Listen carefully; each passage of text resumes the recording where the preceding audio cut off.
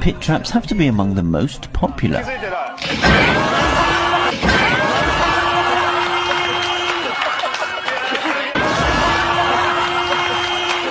And then when the poor victim is given some water to recover,